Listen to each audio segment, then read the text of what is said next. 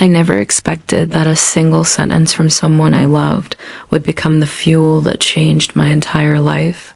But when Mia looked me in the eyes and told me I would never be successful, something inside me cracked wide open, like a glass dropped on concrete, and the pieces cut deeper than I ever admitted to anyone.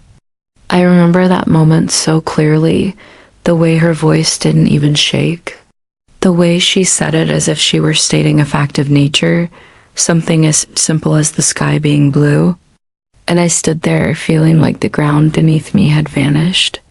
We were standing outside her father's building, a towering steel and glass monument to everything I thought I wanted to become. And the cold wind whipped around us as she crossed her arms with the kind of confidence I never had. She said, "You're wasting your time chasing dreams you'll never reach." And her friends laughed behind her, their eyes sliding over me like I was invisible. Until that moment, I thought Mia believed in me, but now I saw the truth. She believed in status, not love. The worst part was that I had been the one who introduced her to my dreams, shared my late-night plans, told her how I wanted to build a tech business that could solve real problems. But she just brushed it off like I was telling a childish fantasy. I walked away that day with a burning in my chest that felt like humiliation wrapped in heartbreak, and every step felt heavier than the last. I didn't go home. I went straight to the small, dim co-working space where I had been trying to get my idea off the ground, and I stared at my laptop screen until the letters blurred. Her words echoed over and over like a mocking soundtrack I couldn't shut off. But somewhere in the middle of that pain, a strange calm came over me. A realization that I had two choices: let her be right, or make sure she wasn't. I whispered to myself, "You don't get to decide my life." And that night became the first of many sleepless nights where I worked until my fingers hurt and my eyes burned. I didn't know it then, but the humiliation she gave me would become the beginning of the most unexpected revenge. One that would bring me back to her family's door, but not as the man she dismissed, and not in any way she could have imagined. Asterisk in the weeks that followed.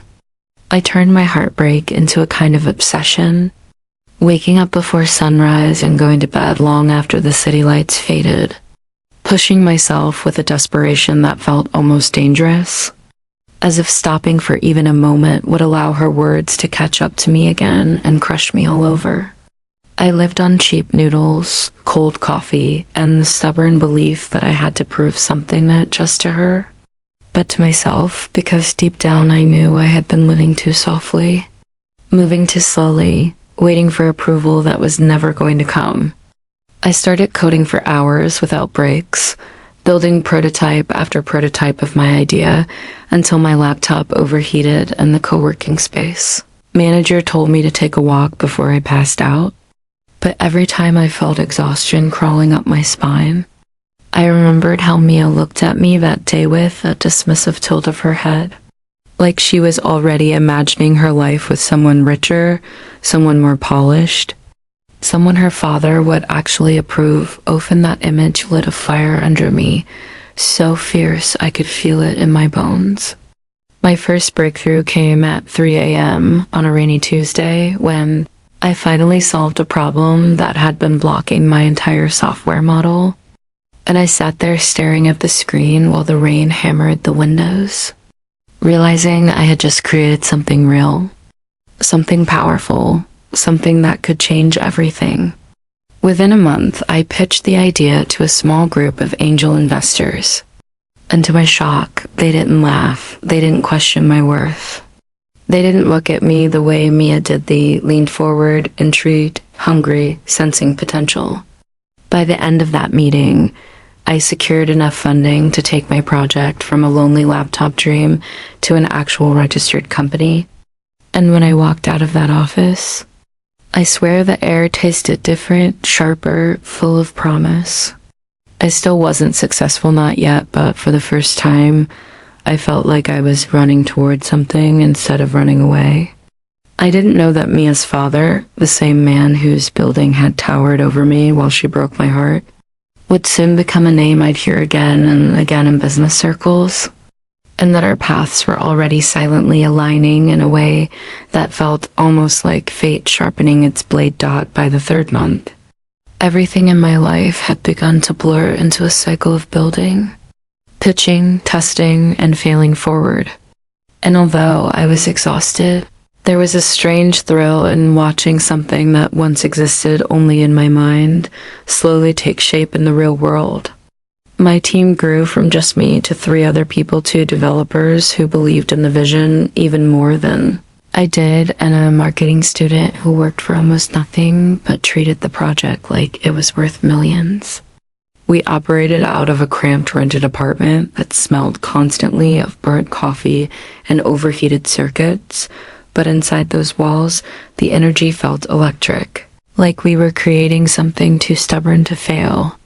Word started spreading about our productive, smart, predictive platform that could help mid-sized companies optimize their entire operations, and we began receiving emails from firms that I used to think were far out of my league. But with growth came pressure, and the more opportunities appeared, the more I realized this wasn't just about proving Mia wrong anymore. It was about proving that the version of me she mocked wasn't the real me at all. I still remembered her face every time I hit a new milestone, not out of bitterness, but because she had unknowingly become the symbol of every doubt I had ever carried. Then one afternoon, during a meeting with a potential client, I heard a name that made my blood run cold. Hawthorne Industries. The company belonged to Mia's father, Arthur Hawthorne, man known for being ruthless in business and even more ruthless in choosing who was worthy to stand beside his daughter. I tried to keep my expression calm as the investor explained that Hawthorne Industries had been struggling for months, losing contracts, falling behind technologically, and desperately searching for a solution that could modernize their outdated systems. Hearing that sent a chill down my spine because it meant the same man whose empire once towered over me like a symbol of everything I wasn't, was sinking. I sat there in silence, my mind spinning as the investor said our platform might be exactly what Hawthorne Industries needed to survive. I didn't say anything, but inside me, a dangerous thought began to grow in. I didn't dare speak aloud yet, because for the first time, the idea of surpassing Mia's world didn't feel impossible. It felt inevitable. Asterisk when the email from Hawthorne Industries finally arrived. I stared at it so long my vision blurred, because even though I had been preparing myself for this possibility, seeing Arthur Hawthorne's company reach out to me felt surreal. Like the universe had just turned the tables in a way too perfect to be coincidence. They requested a formal presentation, explaining they were considering partnering with a tech firm to overhaul their internal systems.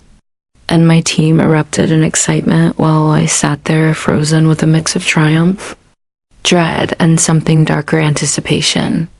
The meeting was scheduled for the following week, and as the days passed, I found myself drifting between working obsessively and imagining the look on Mia's father's face when he learned who he was calling into his boardroom.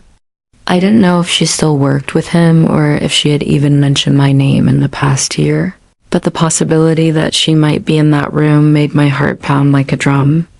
On the day of the presentation, I wore the only suit I owned, a simple dark one that didn't scream wealth, but carried a quiet confidence I never had before.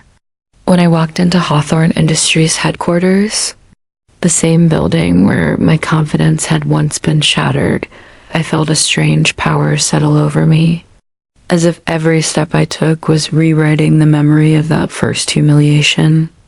The boardroom was enormous, with glass walls and a long polished table, and seated at the end was Arthur Hawthorne himself, eyed, cold, and calculating. He didn't recognize me, of course. To him, I was just another young entrepreneur trying to pitch a product, but to me, he was the father of the girl who once told me I would never be anything more than a dreamer. I delivered the presentation with a steady voice, explaining our platform, our growth, our data, and our projections. And as I spoke, I watched his stern expression slowly shift into something resembling respect. But the real moment that shook me came halfway through, when the door opened quietly and someone slipped into the room. Mia. She froze when she saw me, her eyes widening, her breath catching, and for a moment the whole world seemed to stop. She whispered my name under her breath, shocked, confused, and maybe even a little afraid. And that single reaction was enough to tell me that she had never expected to see me rise. Not like this. Seeing Mia again after a year felt like touching a wound I thought had already healed, but the moment her eyes locked onto mine, all the old emotions surged back: pain, anger, disbelief, and this time they didn't control me. They sharpened me. She sat down slowly, almost cautiously, like she wasn't sure if she was allowed to breathe the same air as the man she once dismissed. And I watched her struggle to compose herself while her father continued grilling me with questions, oblivious to the tension thickening the room. Every time Mia glanced at me, her expression shifted between shock and something harder to decipher, maybe regret or confusion. But I didn't let it distract Minute when this moment meant more than any closure she could offer. When the presentation ended, Arthur leaned back in his chair and said, "Your technology is impressive, but we need time to review." His tone was stiff, guarded, but beneath it I sensed something else: desperation. Hawthorne Industries was bleeding, and he knew my company could be the lifeline he didn't want to admit he needed. As we exchanged polite farewells, Mia lingered behind the rest of the board members, her eyes following me like she was trying to piece together the version of me she once knew with the man standing before her now. When the room finally emptied, she walked toward me, her voice soft, almost trembling, and said, "I didn't know you. We're doing all this." I nodded, keeping my tone controlled as I replied, "You didn't ask." She flinched, the words hitting her harder than I expected, and for a moment her confident facade cracked. She told me she had been working under her father, trying to climb her way up the company ranks, but things had been falling apart faster than they could fix them. "You've changed," she whispered, as if she still couldn't believe it. And for the first time I realized how little her opinion mattered now. I wasn't that shattered boy anymore. I was someone who built something powerful on his own. As I left the building, I didn't look back at her, even though I could feel her stare burning into my spine. I didn't know Hawthorne Industries would make an offer soon, or how it would force me into a decision that would turn this entire story from poetic justice into something far bigger than I had ever imagined. The offer from Hawthorne Industries came 3 days later, delivered in a carefully worded email that tried to sound confident but couldn't hide the nervous edge beneath the corporate language. And when I read it, I felt a rush of disbelief so strong I had to read it twice just to make sure I hadn't imagined it. They didn't want a partnership anymore. They wanted to buy partial rights to our technology, to integrate it into their crumbling infrastructure. And their proposed number was high enough that my team nearly screamed when I shared it. But I didn't respond right away, because something about the tone, the urgency, the sudden shift from negotiation to begging told me that Hawthorne Industries was more desperate than they let on. So instead of celebrating, I scheduled a meeting with my investors, and together we dug into the company's financial records, public filings, and internal reports. And what we found shocked all of us. Hawthorne Industries wasn't just struggling, they were weeks away from collapse, buried under debt, failed contracts, and outdated technology. If they didn't modernize immediately, they would lose everything. My mind raced as I stared at the numbers, realizing that the mighty empire Mia's father had built, the empire I once viewed as untouchable, as hanging by a thread. A dangerous idea formed in my mind, one that felt too bold, too risky, too poetic to be real, yet impossible to ignore. Instead of selling them my technology, what if I bought them? It sounded insane, laughable even, but the more I analyzed the data, the more the impossible began to look strategic.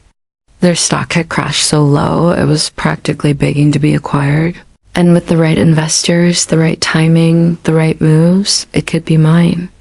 I didn't tell my team the real reason I wanted to consider acquisition. They thought I was simply being ambitious, but deep down, I knew this was the moment my past and future collided.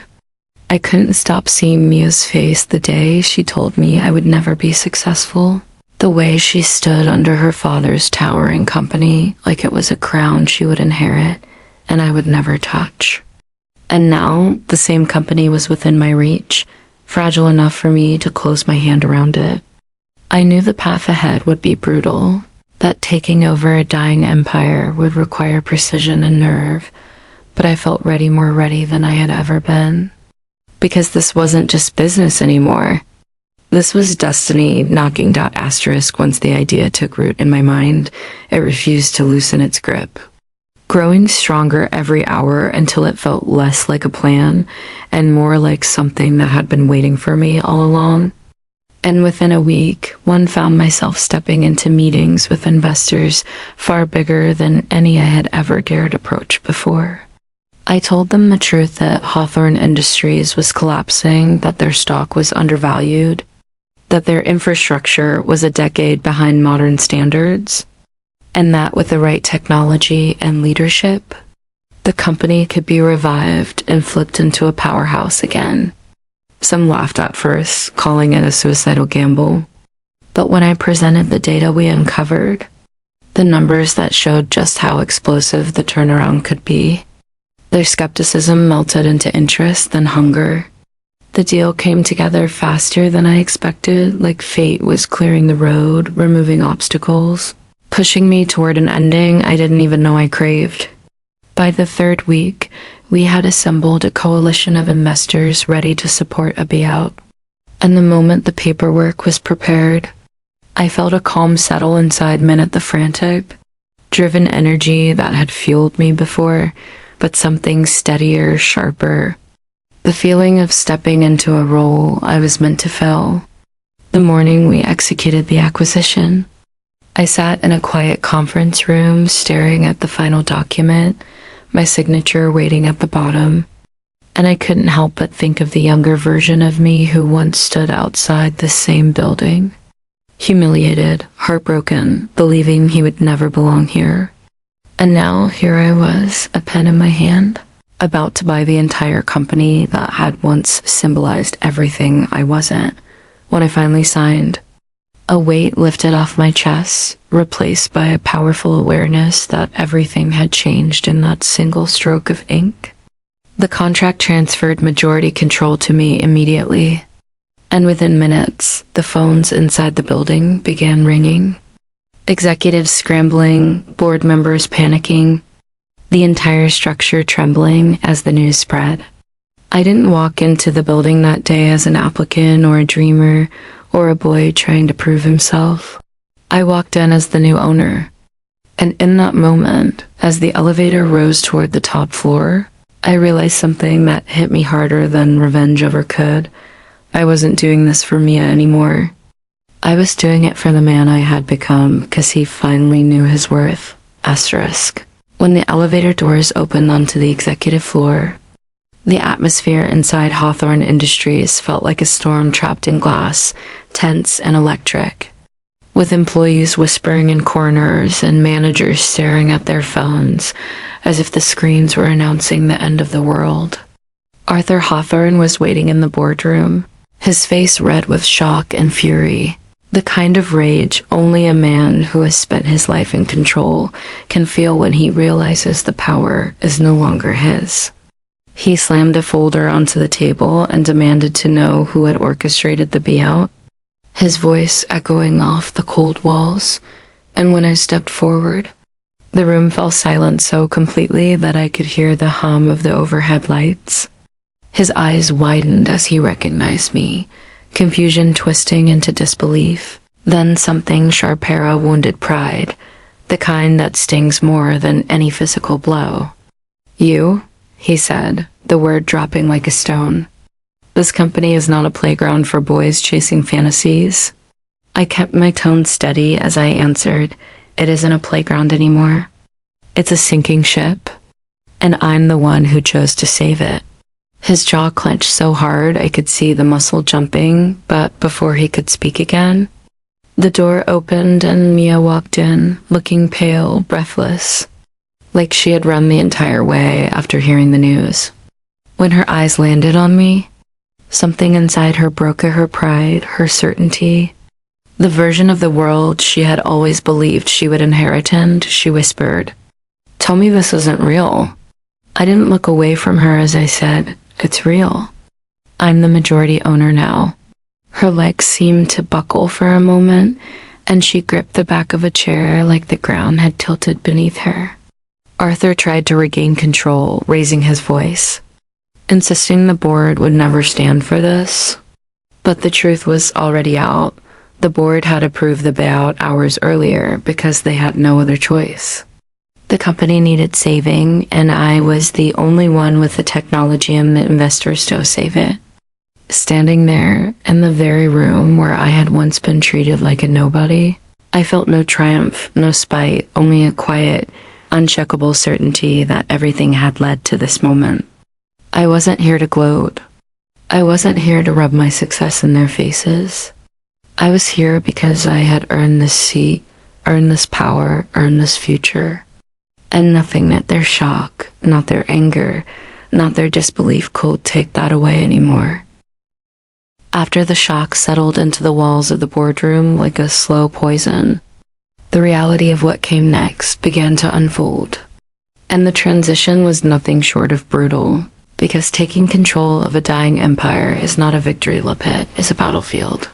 Within the first 24 hours, I'll do emergency meetings with every department head, listening to excuses, outdated strategies, and layers of denial so thick it was almost suffocating.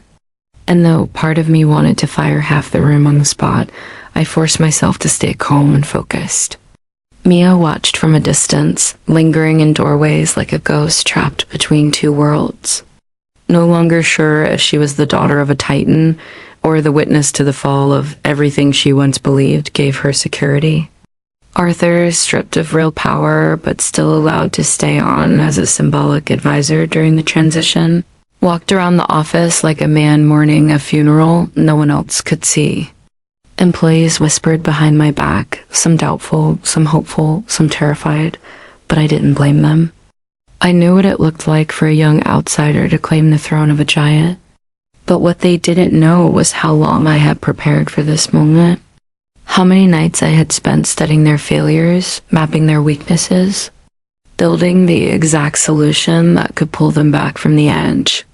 On the second day, I gathered the entire executive team and unveiled a full restructuring plan, new departments, new leadership roles, a mandatory adoption of my company's technology, and a timeline so tight it made almost everyone squirm.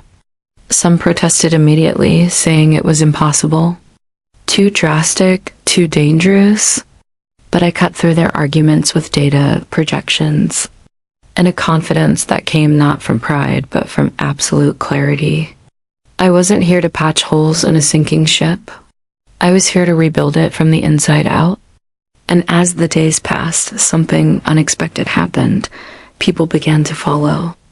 Not because they feared me, but because for the first time in years, they saw a path forward.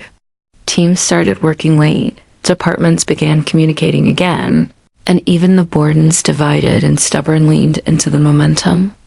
Through it all, Mia watched me with a mix of awe and regret. Her father struggled to accept the new order, and I realized that the true challenge wasn't taking over the company, it was proving that I deserved to keep it. And I was ready to do exactly that. Months passed, and Hawthorne Industries slowly transformed under my leadership, evolving from a failing, stagnant company into a dynamic, modern powerhouse. And with every new contract signed, every department meeting that ran smoothly, and every problem solved before it became a crisis. The echoes of Mia's words from that day a year ago faded further, replaced by a quiet, unstoppable pride in what I had created. The employees who had once whispered doubts now spoke of vision, strategy, and respect, and even Arthur Hawthorne, who initially resisted every change, began to see results he could not argue with, his eyes reflecting a grudging admiration he would never voice aloud. Mia, meanwhile, appeared in my office one afternoon, standing just inside the door with the hesitation of someone unsure if she was allowed to enter, and when she finally spoke, her voice was low, almost trembling. I didn't think you could do it. I was wrong.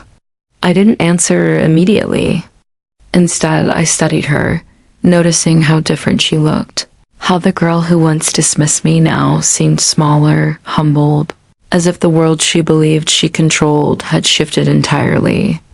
I finally said, "You don't get to decide my worth. I earned this. Not for you, not for your father, not to prove anything but for myself." She nodded, swallowing hard, and for the first time, I realized she understood the full weight of my journey's rejection, the sleepless nights, the relentless pursuit of something she said I'd never achieve. The satisfaction wasn't in proving her wrong. It was in knowing I had built my life on my terms, that the boy she mocked had become a man capable of creating, leading, and transforming, and that the power to shape his destiny had always been in his hands. As I looked out over the city from the top floor of the building that once symbolized my humiliation, I felt a sense of closure I had never imagined.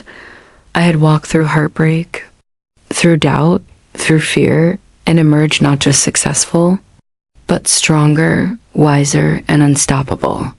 The company was thriving, the employees loyal, and even the man who once seemed untouchable now respected my authority silently, knowing he could no longer control the narrative. And in that quiet triumph, I understood the ultimate lesson. Resilience is more powerful than judgment.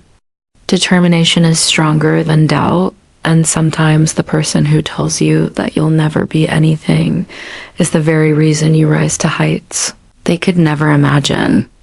That day, I didn't just reclaim my worth, I claimed my future, my dignity, and the undeniable proof that nobody can define your destiny but yourself.